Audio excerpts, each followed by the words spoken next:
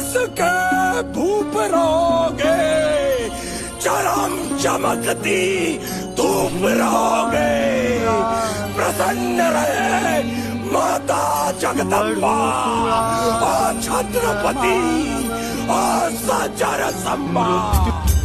संभाजी वाघासम आले, संभाजी शिवबासम जगले, संभाजी सिंहासम गेले, संभाजी जगी अमर झाले।